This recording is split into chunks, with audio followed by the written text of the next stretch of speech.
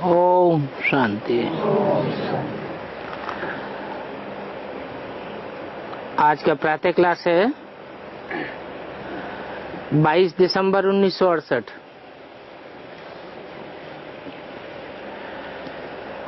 ये तो सभी बच्चों को निश्चय होगा कि हम आत्माओं को परमपिता परमात्मा बाप पढ़ाते हैं,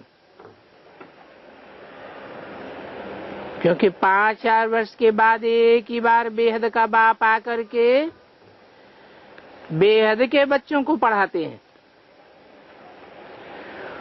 कोई नया आदमी ये बात सुने तो समझ नहीं सकता है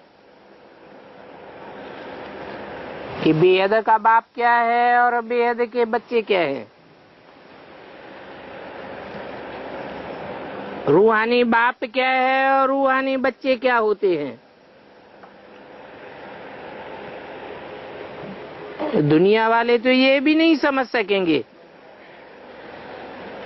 तुम बच्चे जानते हो कि हम सभी आत्मा आत्मा ब्रदर्स हैं, और वो हमारा बाप भी है, टीचर भी है, सुप्रीम गुरु भी है। तुम बच्चों को ये जरूर ऑटोमेटिकली याद आता होगा। यह बैठे भी समझते होंगे सभी आत्माओं का एक ही रूहानी बाप है, और सभी आत्माएं उनको याद करती हैं।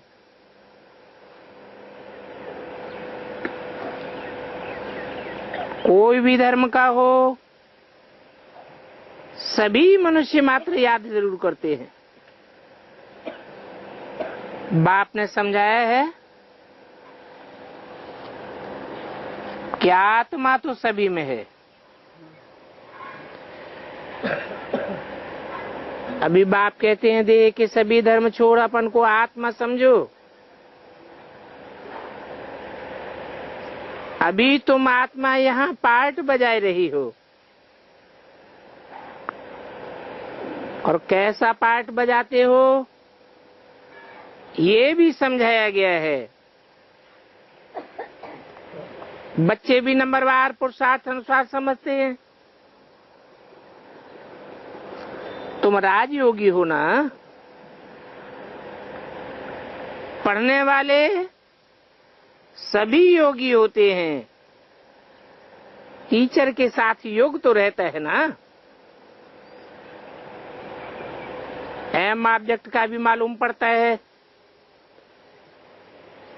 कि इस अवस्था में हम फलाना बनेंगे। और ये पढ़ाई तो एक ही है। इसको कहा जाता है राजाओं का राजा बनाने वाली पढ़ाई। ये ऊंच से ऊंच पढ़ाई है, क्योंकि राजा किसी के अधीन नहीं होता है। दुनिया में पढ़ाई पढ़ते हैं, डॉक्टर बनते हैं, टीचर बनते हैं, इंजीनियर बनते हैं। उनको अधीन तो जरूर रहना पड़े। ये तो राजयोग है। इसमें ये राज भरा हुआ है कि पढ़ाने वाला ऊंचे से ऊंचे है, और पढ़ने वाले स्टूडेंट्स भी ऊंचे से ऊंचे हैं। राजाई प्राप्त करने के लिए बाप से योग, अर्थात कोई मनुष्य राजयोग कब नहीं सिखला सकता, और तुमको तो कोई मनुष्य नहीं सिखलाता है। तुमको तो भगवान सिखलाते हैं। भगवान उसको कहा जाता है जो अभुक्ता है, असोचता है। मनुष्य को तो मन होता है, मनुष्य का मन चलायमान होता है, भगवान तो सदैव मन है। तो परमात्मा तुम आत्माओं को सिखलाते हैं, तुम फिर औरों को सिखलाते हो। परमात्मा सिखलाते हैं, ये बात याद न रहने से तुम्हारी वाणी में जौहर नहीं भरता है, इसलिए बहुतों की बुद्धि में नहीं बैठता है।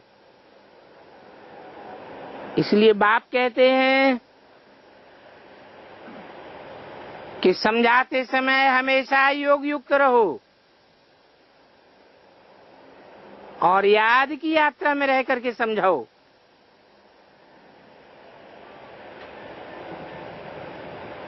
हम भाई भाई को समझाते हैं,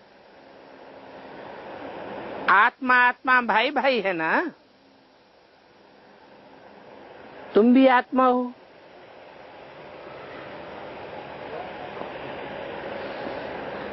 जो आत्माएं हैं वो सभी बाप, टीचर अथवा गुरु बन सकती हैं, परंतु सुप्रीम कोई नहीं बन सकता एक बाप के सिवाय। वो बेहद का बाप है। तो आत्मा को देखना होता है, परखना होता है। इन आंखों से तो आत्मा नहीं दिखाई पड़ती। बल गायन है सेकंड में जीवन मुक्ति, परंतु इसमें मेहनत बहुत है।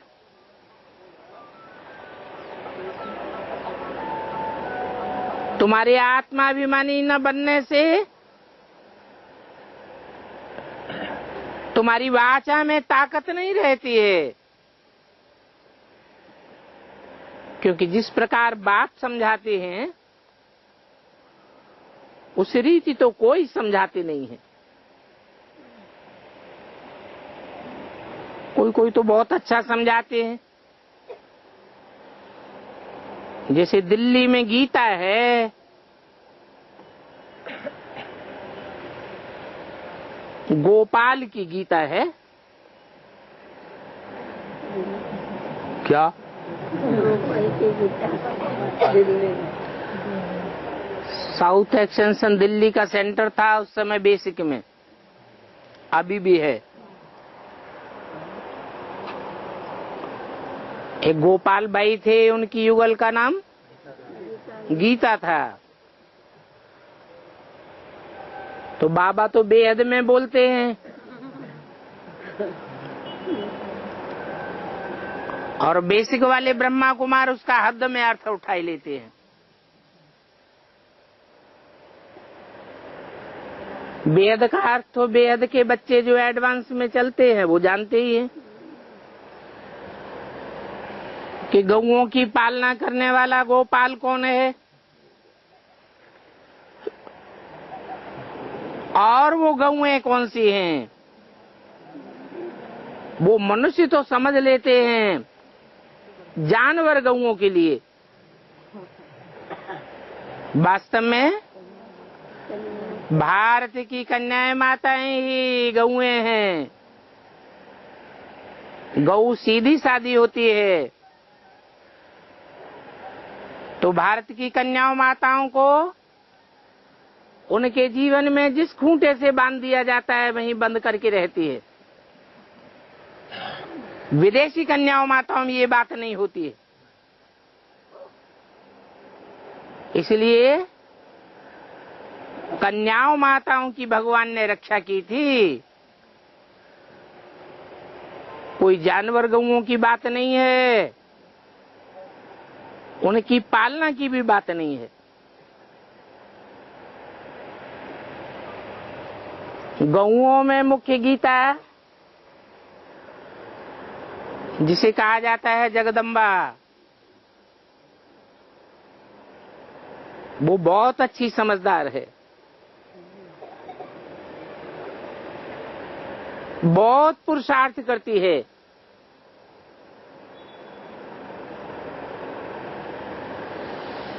तो हम भी अपन को आत्मा समझ दूसरों को समझावें।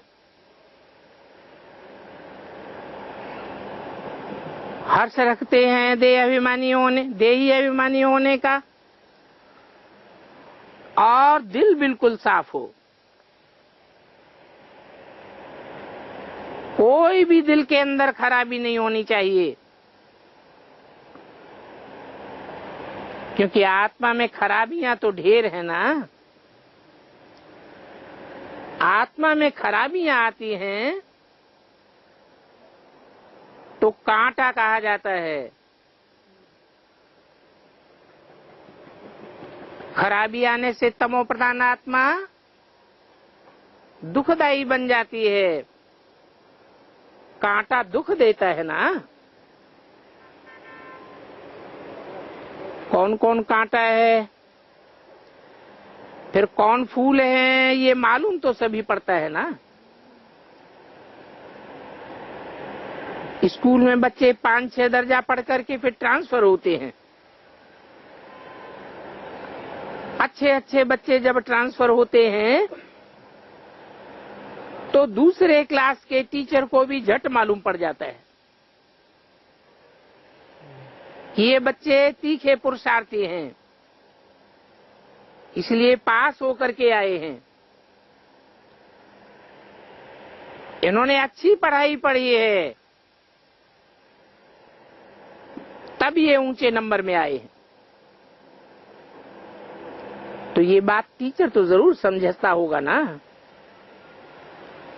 अब वो तो है लौकिक पढ़ाई, और यहाँ है अलौकिक पढ़ाई। यहाँ भी तुम्हारा क्लास ट्रांसफर होता है।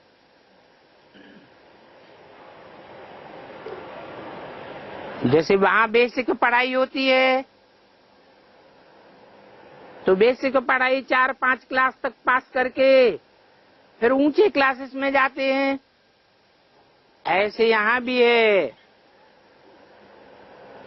ईश्वरीय बेसिक पढ़ाई पास करके फिर क्लास ट्रांसफर होता है।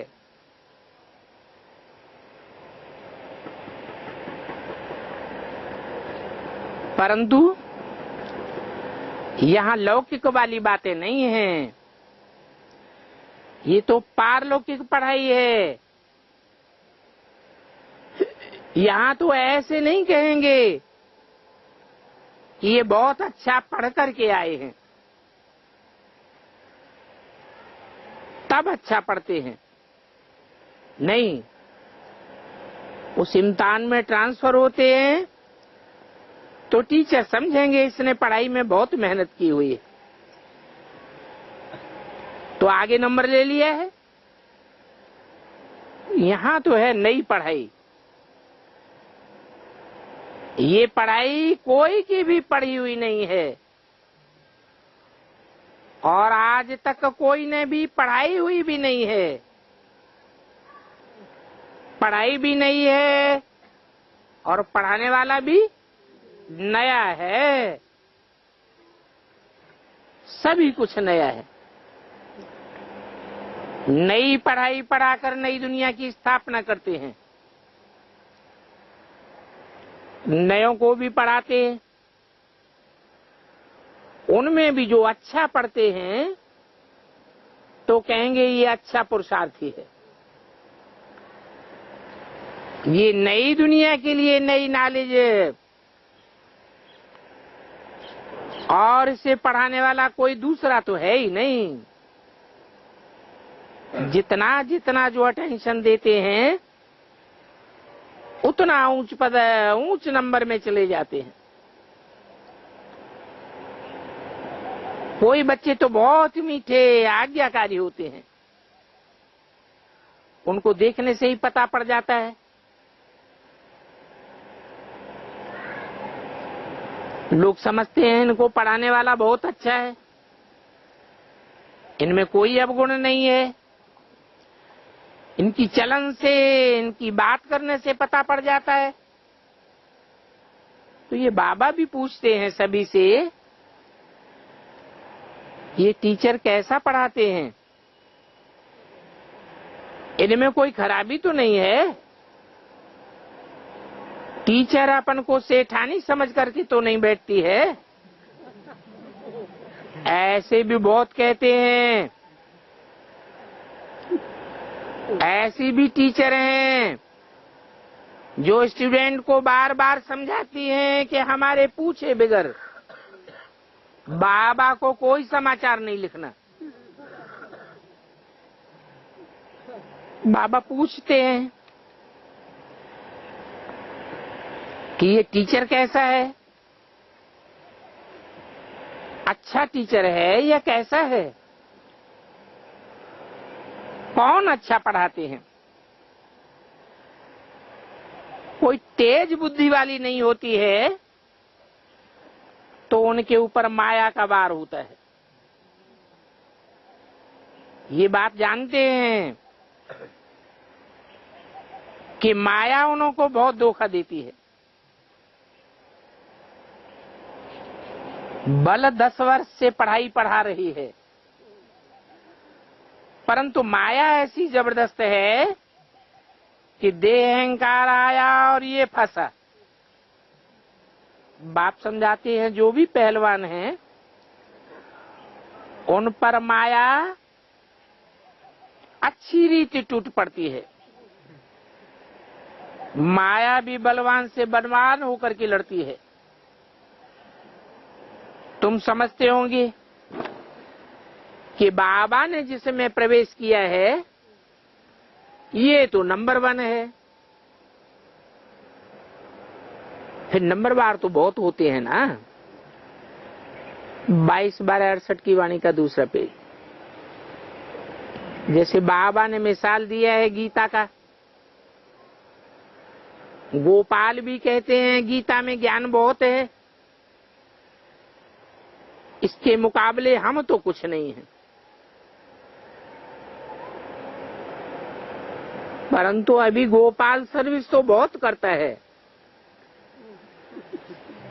निमंत्रण दे करके ले आता है, बहुत मेहनत करता है, सर्विस के लिए फटकाता रहता है, खुद भी फटकता रहता है। तो भी लिखते हैं बाबा हम तो कुछ नहीं जानते हैं। देखो कितना निरहंकारी है। कहते हैं हम तो याद में नहीं रह पाते उतना, हम तो बाबा को भूल जाते हैं। बिजी बहुत रहना पड़ता है, भागना दौड़ना, तन मन धन सभी लगाना, बस इसी में बिजी रहता है। यज्ञ की सर्विस हो, सारा बुद्धि में ये तांत लगी रहती है। फिर भी लिखते हैं मैं तो इतनी सर्विस नहीं करता हूं। गीता बहुत होशियार है, बड़ी मीठी बच्ची है। तो बाबा हमेशा कहते हैं गीता तू तो सच्ची गीता है। अब वो तो जड़ गीता है।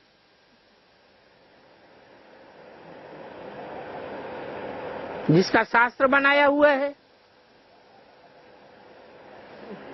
उस गीता में भी कांटे तो बहुत हैं।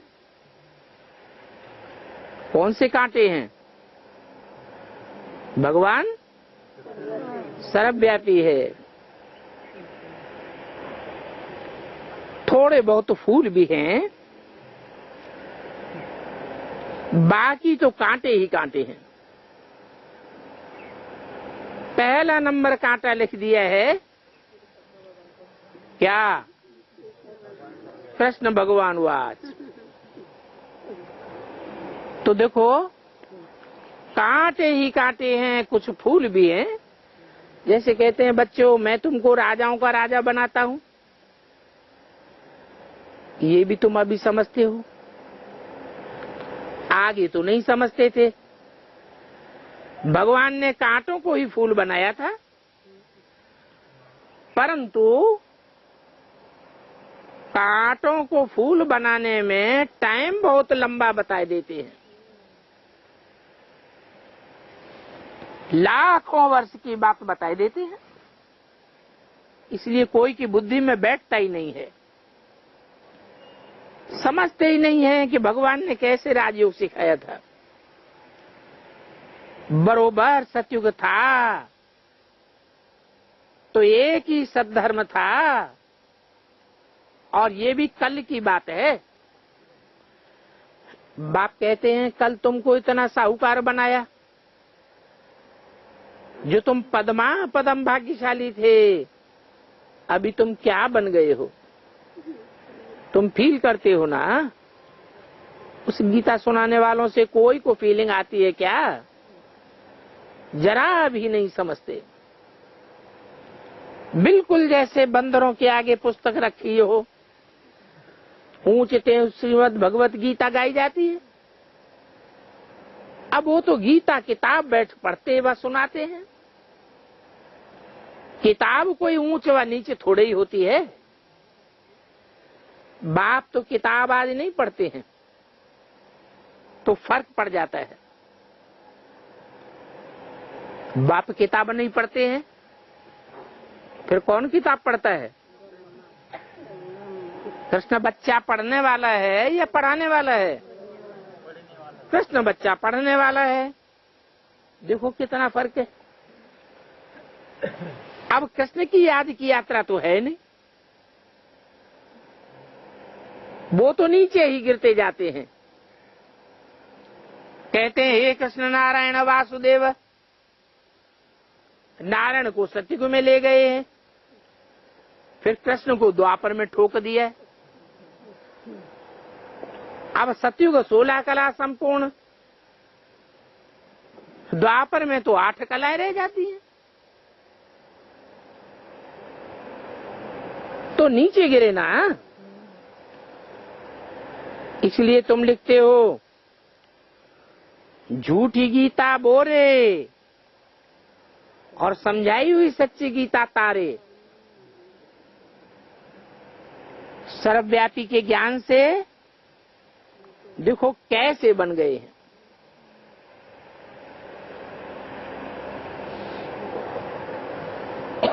तुम जानते हो कि कल्प कल्प ऐसे ही होगा। बाप कहते हैं हम तुमको सिखला करके समझा करके इस विषय सागर से पार कर देता हूं। क्या सिखला करके? राजयोग सिखला करके। और क्या समझा करके? वो गीता जो समझाई हुई गीता है, समझ को ही ज्ञान कहा जाता है। आज में भी गीता बैठ पढ़ करके सुनाते थे, क्लैरिफिकेशन देते थे ना। आदि में सो अंत में भी होगा। तुम जानते हो कल्प कल्प ऐसे होगा। बाप कहते हैं हम तुमको सिखला कर इस विषय सागर से पार कर देता हूं। वो झूठी गीता सुनाकर सारी दुनिया को डुबो देते हैं। तो कितना फर्क पड़ जाता है। ये शास्त्र आदि पढ़ना तो भक्ति मार्ग हुआ ना। बाप कहते हैं ये शास्त्र पढ़ने से मेरे से कोई नहीं मिलते हैं। वो समझते हैं कि कोई तरफ से जाकर के पहुंचना होता है। अरे भगवान कोई पहाड़ की चोटी पर बैठा है, जो कोई तरफ से चढ़ जाओ तो मिल जाएगा। कब कहते हैं भगवान किस न किस रूप में आकर के पढ़ावेंगे? जब बाप को आकर पढ़ाना है तो फिर तुम क्या पढ़ाते हो? जब भगवान ही कोई न कोई रूप में आ जावेंगे तो तुम्हें पढ़ाई पढ़ाने की क्या दरकार है? तो बाप समझाते हैं गीता में भी कांटे बहुत हैं। आटे में लूण मिसल कोई राइट अक्षर है, जिन राइट अक्षरों को तुम पकड़ सकते हो सतयुग में तो कोई शास्त्र आदि होते नहीं है, ये हैं ही भक्ति मार्ग के शास्त्र। ऐसे नहीं कहेंगे ये शास्त्र कोई अनादि हैं, शुरू से चलते आते हैं, जब से सृष्टि की शुरुआत हुई। नहीं, अनादि का भी कोई अर्थ नहीं समझते हैं। बाप समझाते हैं ये ड्रामा अनादि है, इसकी आदि भी नहीं है और अंत भी नहीं है, बरोबर अनादि है। तुमको बाप राजयोग सिखलाते हैं। बाप कहते हैं अभी मैं तुमको सिखलाता हूं, फिर ये सब गुम हो जाएगा, प्रायः लोप हो जाएगा। तुम कहेंगे हमारा राज्य अनादि था, राज्य वही है, सिर्फ पावन बनने के बदले पतित होने से नाम बदल जाता है। पहले पावन देवताएं थे, फिर पतित बनते हैं तो अपन को हिंदू कहलाने लग पड़ते हैं। है तो आदि सनातन देवी देवता धर्म ना। जैसे दूसरे सतो प्रधान सतो रजो तमो में आते हैं, तुम भी ऐसे ही उतरते हो। सभी धर्म 4 अवस्थाओं से पसार होते हैं। दुनिया की हर चीज 4 अवस्थाओं से पसार होती है। ये सारी दुनिया ही 4 अवस्थाओं से पसार होती है। रजो में आते हो तो अपवित्रता के कारण देवता के बदले हिंदू कहलाते हो। नहीं तो हिंदू हिंदुस्तान का नाम है। तो असल में तो देवी देवता थे। देवताएं सदैव पावन ही होते हैं। अभी तो मनुष्य पतित बन गए हैं तो नाम भी हिंदू रख दिया है। पूछो हिंदू धर्म कब स्थापन किया? किसने स्थापन किया? कौन है इसका धर्म पिता? और धर्म वालों से पूछो तो वो सब बतावेंगे कि हमारा धर्म पिता कौन है, कब ये धर्म स्थापन किया, कैसे स्थापन किया। हिंदुओं को कुछ पता ही नहीं, बता ही नहीं सकेंगे। ये तो सभी जानते हैं आदि सनातन एक ही देवी देवता धर्म था, जिसको पैराडाइज आदि बहुत अच्छे अच्छे नाम देते हैं। मुसलमान लोग भी कहते हैं जन्नत। जो पास्ट हुआ वो फिर रिपीट करना है। इस समय तो तुम शुरू से लेकर के अंत तक की सारी कहानी जानते हो। सारे सृष्टि चक्र का नॉलेज तुम्हारी बुद्धि में बैठ गया। जानते जावेंगे जो जीते रहेंगे। कई तो पढ़ते पढ़ते मर भी जाते हैं। माया के मरे हुए तो पहले ही हैं, फिर बाप के बनते हैं तो फिर माया की और भी युद्ध चलती है, और युद्ध होने से फिर ट्रेटर बन पड़ते हैं। रावण के थे, फिर राम के बने, फिर रावण और राम के बच्चों पर जीत पहना अपनी तरफ माया घसीट ले जाती है। कोई तो बीमार हो पड़ते हैं, फिर न यहाँ के रहते हैं न वहां के रहते हैं, न खुशी रहती है न गम रहता है, बीच में ही पड़े रहते हैं। समझते हैं या तो मरेंगे या तो जीते रहेंगे। तुम्हारे पास भी ऐसे बहुत हैं जो बीच में लटके पड़े हैं, बाप का भी पूरा नहीं बनते हैं और रावण का भी पूरा नहीं बनते हैं। 22/12/68 की वाणी का 3रा पेज। अभी तुम तो हो पक्के पक्के पुरुषोत्तम संगम युग पर। उत्तम पुरुष बनने के लिए तुम पुरुषार्थ कर रहे हो, इसलिए तुम हो पुरुषोत्तम संगम पर। ये बड़ी समझने की बातें हैं। बाबा पूछते हैं तुम क्या बनने वाले हो? लक्ष्मी नारायण बनेंगे या राम सीता बनेंगे? तो बहुत बच्चे हाथ तो उठाते हैं, परंतु समझा जाता है बुद्धिहीन है। बल बाबा कहते हैं सो बोलो, परंतु फिर भी देखने में आता है सुधरना असंभव है। कहते तो सभी हैं हम नर से नारायण बनेंगे, कथा ही नर से नारायण बनने की है। अज्ञान काल में भी सत्यनारायण की कथा सुनते हैं ना, परंतु वहां तो कोई पूछ भी नहीं सकते। ये जो कथा सुनाते हो, ये लीलावती लकड़हारा की कथा क्यों सुनाते हो? नाम तो है सत्यनारायण की कथा। अभी तो बाप ही पूछते हैं तुम क्या समझते हो? इतनी हिम्मत है, कोई को भी समझा सकते हो? समझाने के लिए पावन भी जरूर पढ़ना पड़े। कोई भी आते हैं तो पूछा जाता है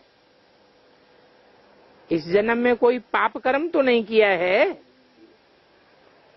क्योंकि जन्म जन्मांतर के पाप तो सिर पर बहुत हैं। इस जन्म के पाप अगर बताए देंगे तो भी बहुत हल्के हो जाएंगे, नहीं तो तुम्हारे दिल के अंदर खाता रहेगा। सच बतलाने से बहुत हल्के हो जाएंगे। बहुत अच्छे अच्छे A1 महारथी भी सच नहीं बतलाते हैं।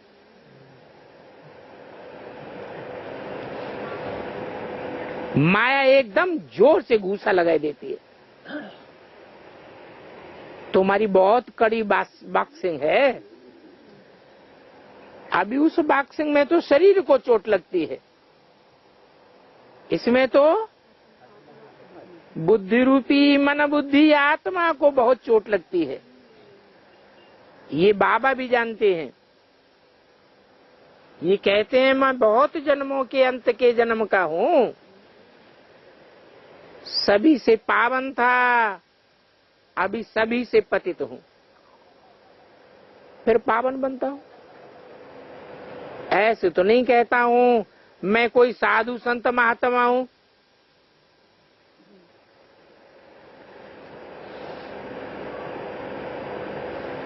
बाप भी खातिरी देते हैं, कहते हैं ये तो सभी से जास्ती पतित है। बाप है ही नॉलेजफुल, रावण के राज्य में सबसे जास्ती पतित है। बाप कहते हैं मैं पराये देश में पराये शरीर में आता हूं।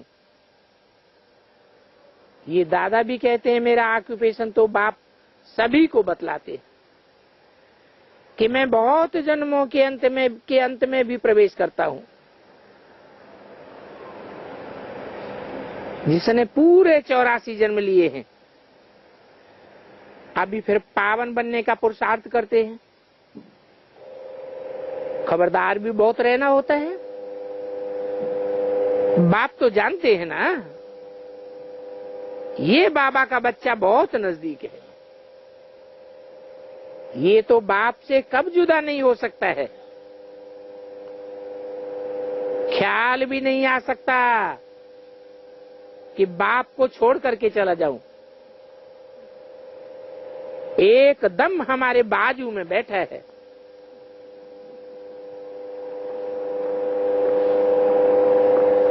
मेरे घर में बैठा है, बाबा जानते हैं हंसी कुड़ी भी करते हैं, बाबा आज हमको स्नान तो कराओ, भोजन तो खिलाओ। मैं आपका एक छोटा सा बच्चा हूं, तो बहुत प्रकार से बाबा को याद करता हूं। तो बच्चों को भी समझाता हूं, ऐसे ऐसे याद करो, बाबा आप तो बहुत मीठे हो, एकदम हमको विश्व का मालिक बना देते हो। ये बात और किसकी बुद्धि में नहीं आ सकती। क्या बात है? विश्व का मालिक बना है। हाँ, कि एकदम हमको विश्व का मालिक बनाए देते हो, ये बात और किसी की बुद्धि में नहीं आ सकती। बाप सभी को रिफ्रेश करते रहते हैं, सभी पुरुषार्थ करने लग पड़ते हैं, परंतु चलन भी तो ऐसी हो ना। कोई भूल हो जाए तो झट लिखनी चाहिए, बाबा हमसे ये भूल हो गई। झट नहीं लिखते हैं तो फिर मल्टीप्लाई होता रहता है। कोई लिखते भी हैं, बाबा हमसे ये भूल हो गई, माफ करना। हमारा बच्चा बन करके भूल करने से 100 गुना मल्टीप्लिकेशन होती रहती है। माया से हराते हैं तो फिर वही के वही बन जाते हैं, बहुत हराते हैं। ये बड़ी भारी बॉक्सिंग है, ये राम और रावण की लड़ाई है। शास्त्रों में दिखाते भी हैं बंदर की सेना ली। ये सभी खेल बच्चों का बना हुआ है। जैसे छोटे बच्चे बेसमझ होते हैं, बाबा भी कहते हैं ये तो उन्हों की पाई पैसे की बुद्धि है। कहते हैं हरेक ईश्वर के रूप हैं, तुम हरेक ईश्वर बन करके क्रिएट भी करते हैं, पालना भी करते हैं, फिर विनाश भी कर देते हैं। ईश्वर का कोई काम विनाश करना थोड़ा ही है। ये तो कितनी भारी मूर्खता हो गई। इसलिए कहा जाता है गुड़ियों की पूजा। ये तो वंडरफुल बातें हैं। मनुष्यों की बुद्धि क्या से क्या हो जाती है, कितना खर्चा करते हैं। बाप डरावा देते हैं, हम तुमको इतना बड़ा बना करके गया, तुमने ये क्या कर दिया। तुम भी जानते हो, हम सो देवता थे, फिर चक्कर लगाते अभी हम ब्राह्मण बने, फिर हम सो देवता बनेंगे, सो क्षत्रिय, सो वैश्य, सो शूद्र बनते। तो ये बुद्धि में बैठा हुआ है। यहाँ बैठे हो तो बुद्धि में ये नॉलेज होनी चाहिए। बाप भी नॉलेजफुल है, रहते भी शांति धाम में है, फिर उनको नॉलेजफुल कहा जाता है। तुम्हारी भी आत्मा में सारी नॉलेज रहती है। कहते इस ज्ञान से तो हमारी आंखें खुल गई। बाप तुमको ज्ञान की चक्षु देते हैं, आत्मा को सृष्टि के आदि मध्य अंत का पता पड़ जाता है। ये चक्र फिरता ही रहता है। ये ब्राह्मणों को ही स्वदर्शन चक्र मिलता है, देवताओं को पढ़ाने वाला तो कोई होता ही नहीं है। उन्होंने तो विष्णु को, कृष्ण को स्वदर्शन चक्र दे दिया है तो तुम्हारी बात। अब देवताओं को तो शिक्षा की दरकार ही नहीं, वो तो शिक्षा लेकर के नर से नारायण बन गए ना। पढ़ना तो तुमको है, जो फिर तुम देवता बनते हो। परंतु ये सुदर्शन चक्र आदि शंख आदि अलंकार देवताओं को दे दिए हैं, तुमको तो शोभते नहीं है। क्यों? तुमको क्यों नहीं शोभते? राम की सेना इसलिए है, बंदर बुद्धि होने के कारण अभी अभी ऊंचाई पे जाके बैठते हैं, अभी अभी नीचे गिर पड़ते हैं। 22/68 की वाणी का 4था पेज। अभी बाप बैठकर ये नई नई बातें सुनाते हैं। ये नई पढ़ाई पढ़ करके तुम बहुत ऊंच बन जाते हो। First so last, last so fast बन जाते हो। ये पढ़ाई है। अभी तुम समझते हो बाबा हर कलप पति से पावन बनाते हैं, फिर ये नॉलेज खलास हो जाएगी। तुम सिद्ध कर बतलाते हो कि झूठी गीता क्या है और सच्ची गीता क्या है। क्या है झूठी गीता? है झूठी गीता क्या है? झूठी गीता वो है जिससे पतित बने, पतित ही बनते चले आए, और सच्ची गीता से एक ही जन्म में पावन बन जाते हैं। तुम ऐसी बातें बतलाते हो तो मनुष्य मुझते हैं, तो सारा मदार पढ़ाई पर है। तुम कहते हो बाप ने हमको जो समझाया है वो ही बातें हम आपको समझाते हैं। तो इन विद्वान पंडितों आदि से तुम्हारी लड़ाई हो जाती है। तुम जीत पाए लेंगे तो फिर सभी की आंखें खुल जाएंगी। सभी की आंखें क्यों नहीं खुल रही हैं? हैं? क्योंकि पढ़ाई तो हम ऊंचे ऊंचे पढ़ते हैं, लेकिन विकारों पर जीत नहीं पाई है। फिर जब सबकी आंखें खुल जाएंगी तो झट गद्दी से ही उतार देंगे। कहेंगे इनको तो जादू लगा है, आगे चल करके तुम बहुतों को ज्ञान देंगे। क्या अभी तो तुम्हारी बात कोई सुनने के लिए तैयार ही नहीं है।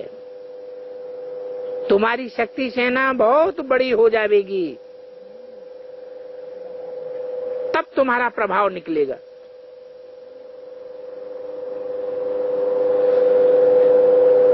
यहां ही हाहाकार हो जाएगा। निराकार पढ़ाते हैं, ये कोई जानता है क्या? कहेंगे वो तो नाम रूप से न्यारा है, वो कैसे पढ़ावेंगे?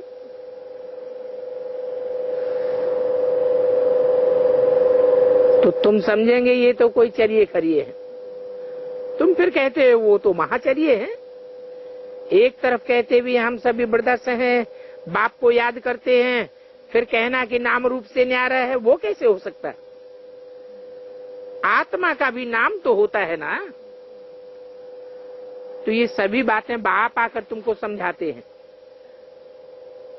तुम सभी समझते हो। इन भक्ति मार्ग के शास्त्रों ने तुमको डुबोया है।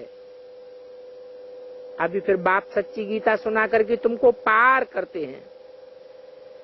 इसमें कोई दुश्मनी की बात नहीं है, ये तो ड्रामा बना हुआ है। बाप पार कर शिवालय में ले जाते हैं, फिर वैश्यालय में तुमको कौन डुबोते हैं? कहेंगे ये 5 विकार रूपी माया रावण। ये बाप ही समझाते हैं, बाबा से कोई सीखे नहीं है। बाबा भी कोई से सीखा नहीं है, वो तो है ही नॉलेजफुल। ज्ञान का सागर, सुख का सागर, महिमा गाते हैं, परंतु समझते कुछ भी नहीं है कि वो ज्ञान का सागर कैसे है। कैसे है ज्ञान का सागर? है? अरे ज्ञान की नदी क्यों नहीं? ज्ञान का टुबका क्यों नहीं? ज्ञान का सरोवर क्यों नहीं? हाँ, सागर का कोई अंत नहीं है, ऐसे ही भगवान के ज्ञान का भी कोई आदि अंत नहीं पा सकता। क्या ज्ञान सुनाते हैं? वो पता न होने के कारण पानी के सागर को नदियों को मान लेते हैं, तो उनको जट कहेंगे ना, नदी में जाकर के गोते खाते रहते हैं। ये भी एक अक्षर है, ड्रामा बना हुआ है, वो कब मिट नहीं सकता। तो ये कितना बड़ा भारी खेल है, बना बनाया है, दूसरी तो कोई बात हो ही नहीं सकती। क्या पड़ी थी जो ये खेल बना करके इतना वितंडावाद पैदा कर दिया? अरे ये तो प्रश्न ही नहीं उठ सकता। कहते हैं बाप को क्या मजा आता है। अरे ये तो अनादि बना बनाया खेल है, कोई बाप ने थोड़ी बनाया। इनको समझने का है, समझने से बड़ी खुशी होती है, अतीन्द्रिय सुख मिल जाता है। तुमको खुशी होती है ना भविष्य में हम नारायण बनेंगे? पहले तो जरूर प्रिंस बनेंगे। ये है ही बैगर से प्रिंस बनने की कहानी। बैगर में सभी आ जाता है, प्रिंस कहने से ही कृष्ण याद आ जाएगा। अगर कृष्ण बैठी है ज्ञान सुनावे तो फिर उनको कोई छोड़ेगा ही नहीं। अभी तो तुम कितना नॉलेजफुल बनते हो, तो इस नॉलेज में पूरा ध्यान देना चाहिए, परंतु माया बीच में बड़ा विघ्न डालती है। इस ज्ञान में सच्चाई सफाई बहुत चाहिए। इन लक्ष्मी नारायण में कितनी सच्चाई सफाई है, तो इनको देख करके ही कितना खुश होना चाहिए। पहले हम यह बनेंगे। बाबा हमारा बाप भी है, टीचर भी है, गुरु भी है, हमको पढ़ाते हैं, शिक्षा देते हैं, मन मना भव, राजाओं का राजा बनाने के लिए पढ़ाते हैं। तो ये 2-3 अक्षर हैं, बीच में है ये साकार, इसलिए बच्चों को बड़ी मुझ होती है। परंतु इनके लिए वो समझावें कैसे? शरीर धारण करने बगैर इतना सुख का वर्षा कैसे देंगे? तुम जानते हो हमको अभी ये बनना है, परंतु फिर भी माया एकदम भुला देती है। आगे कन्याओं की जब शादी होती थी तो पहले वनवास में बिठाते थे और सफेद फटी हुई कपड़े पहनाते थे, रंगीन भी नहीं पहनाते थे। तो ये तुम बच्चों के लिए भी एक वनवास है। यहाँ क्या पहनना है, वहां भी चल करके पहनेंगे तो, परंतु यहाँ अच्छे अच्छे कपड़े पहनने से वहां का सुख कम हो जाएगा।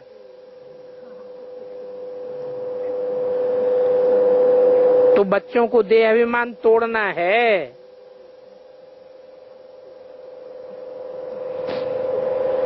बच्चों को अपनी बहुत संभाल रखनी है। अपन को देखना है हमारे से कोई किसी को दुख तो नहीं होता है। बाप तो है दुख हरता सुख करता। बाप कहते हैं कब दुख नहीं देना, याद में रहने से सभी दुख दूर हो जाएंगे। लक्ष्मी नारायण कृष्ण आदि के चित्र देखने से भी बड़ी खुशी होगी। बाप हमको ऐसा बनाते हैं। बाबा को तो याद आता है हम यह बनूंगा। कृष्ण का साक्षात्कार भी बहुतों को होता है। अच्छा, ओम शांति।